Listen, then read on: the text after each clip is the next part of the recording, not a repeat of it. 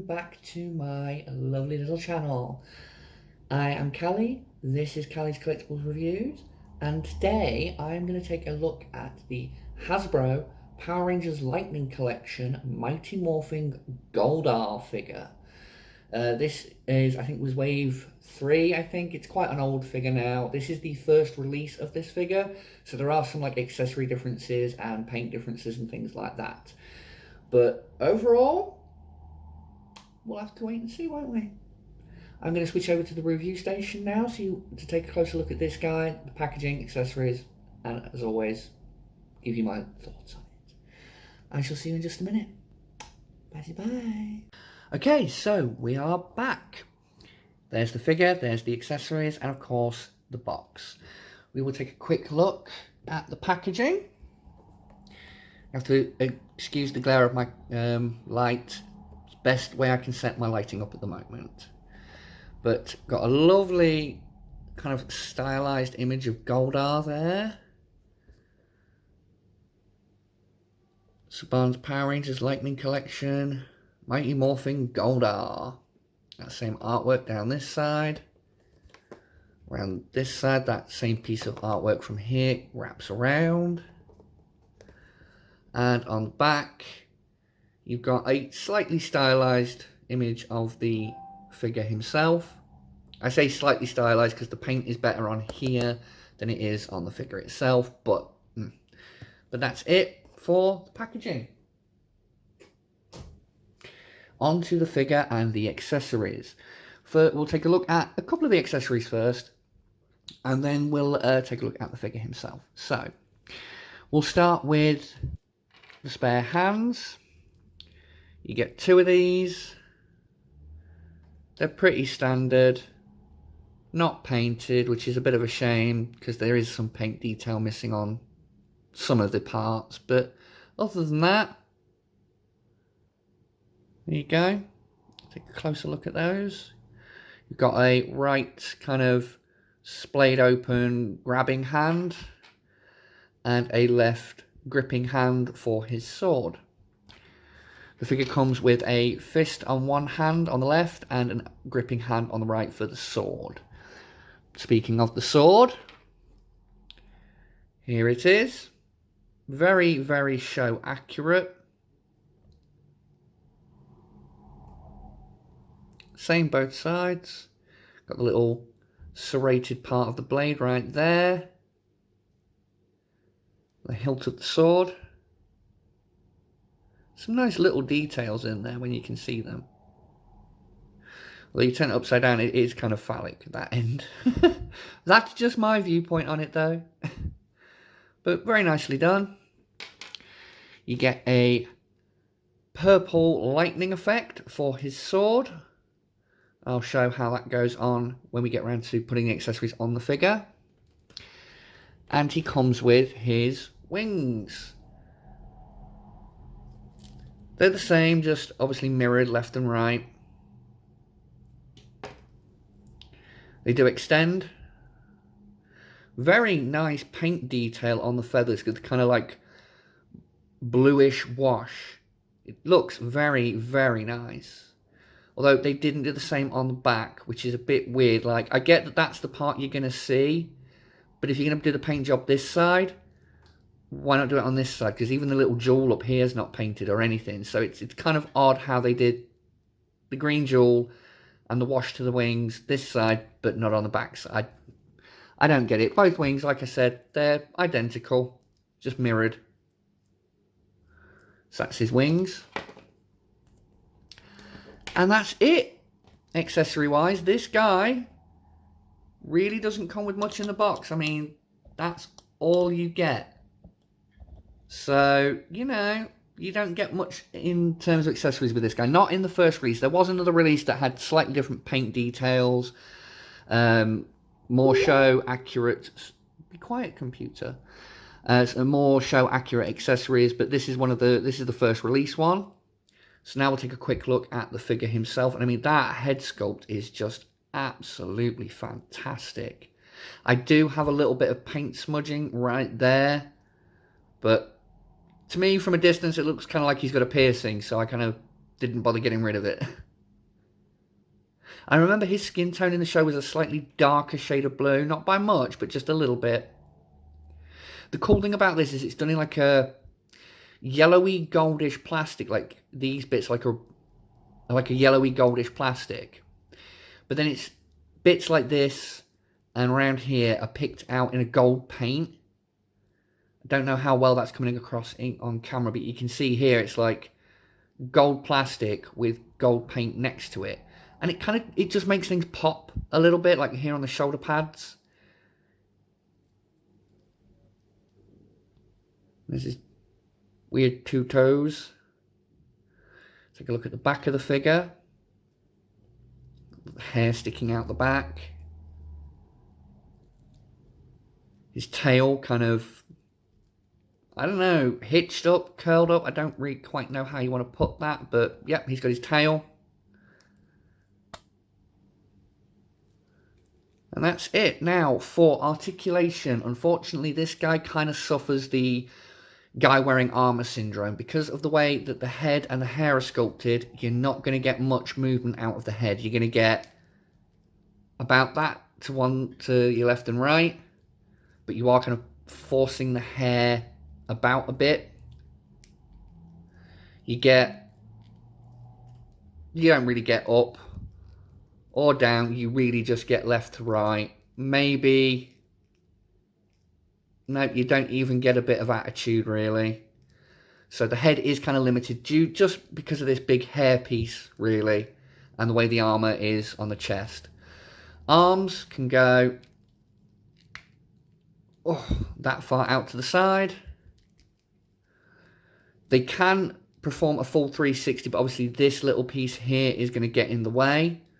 You've got a butterfly joint in there, which if you bring the arm out and then forward, you get about that far forward, but a lot further back. So you can do some kind of like roaring poses or something, I suppose. You get a bicep swivel in there too. Double jointed elbows, but due to the kind of the thickness of the arms and the way it's all sculpted, oh god, this is stiff. There we go. That's what she said.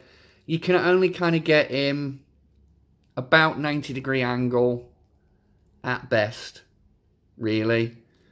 And it's the same on both arms. You do have an upper ab crunch, well, upper diaphragm joint, sorry, so you can kind of get some swivel action there. Tilt back that far. Tilt forward that far. You do get some side-to-side motion. And you also get an ab crunch down here. And if you use all those joints together, which it can be difficult. No, it's not going to go for me today. Right, okay. But if you can get that joint to click forward or backwards, you get even more range of motion out of this joint. Be quiet, computer. Sorry, I'm in high demand today, apparently. Right, legs can go that far forward for a good kick. Can't really go back because of the way that this skirt piece is sculpted. Out to the sides.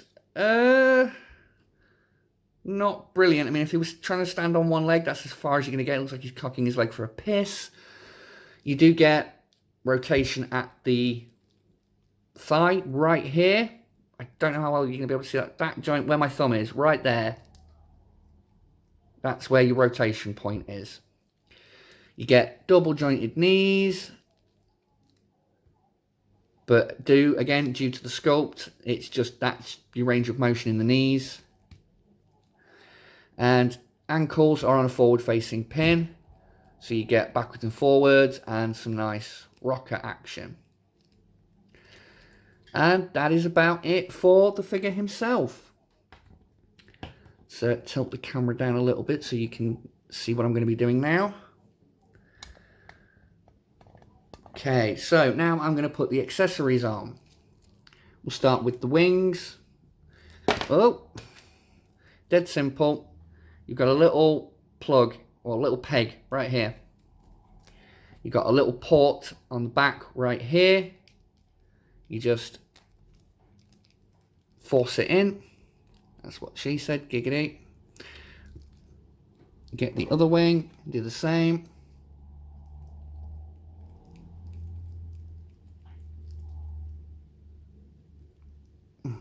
Right, there we go, that's the wings both in.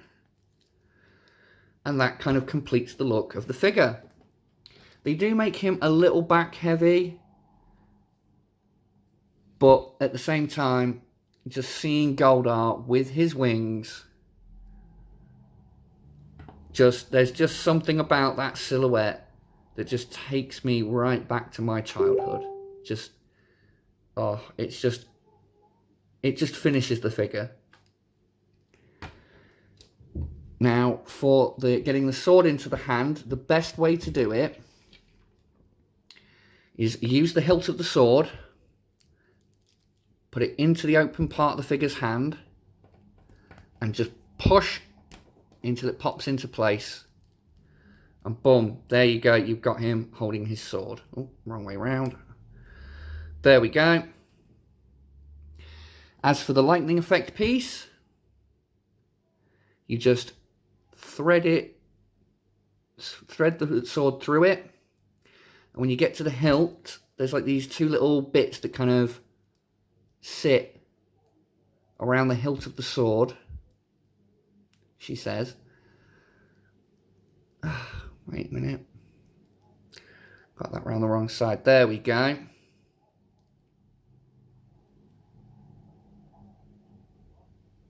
And there you go, you got the lightning effect onto the sword. Now for the hands, they are a bit harder to do than the other ones. I've actually stressed the peg on this hand, getting it in and out. So I'm not going to swap the hands over, but it is just your standard pin joint. Pull the hand out, pop the other one in. There you go. Actually, was it this one? I can't tell, the sun's on it. No, it was actually this one. I don't know how well you're going to be able to see it. There's like little tiny stress marks right at the bottom. It's not really coming across great on camera, but I stressed it getting it in and out of his hand. So I'm not going to faff with that. But get him stood back up. Get him posed.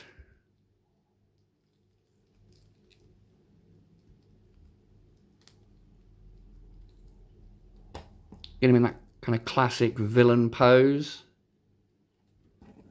Oh, his ankles are going to give way. That is one thing I will say, that the thigh joints on this guy can be a little bit loosey-goosey. But there we go. There is Goldar in all of his glory. Now I will do some quick comparisons.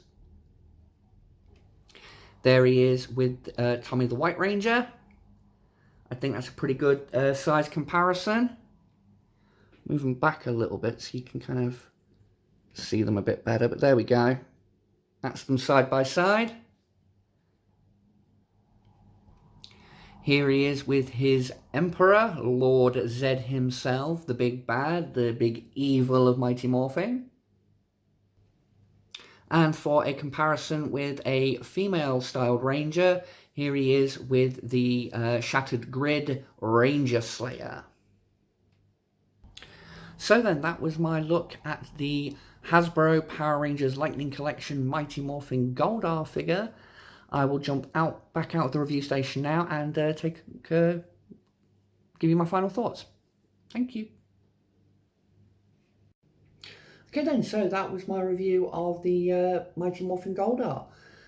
Pretty good figure in my opinion. Damn good paint job for like a 20 quid figure. Bit lacking in the accessories department. Some of the articulation's a little bit meh. So kind of hit and miss in the articulation department. Paint, 10 out of 10. Accessories, 4 or 5 out of 10. But overall, very good figure. I'm going to be continuing to take a look at some more Power Rangers Lightning Collection. And I hope that you join me in my next video.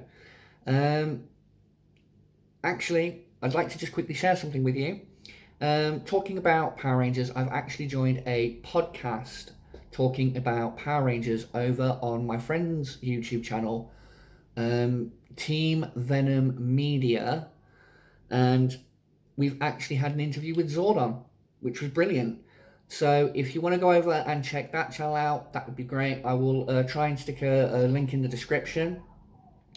Just remember to like, subscribe, click the bell to get notifications, all that kind of good stuff. The kind of stuff you do for my channel, please go and do for their channel. But yeah, so that's it. So I shall see you in my next review, which I'm going to be doing hopefully at the end of next week, and I will be taking a look at Lord Zed. Bye for now. Go, go, Power Rangers!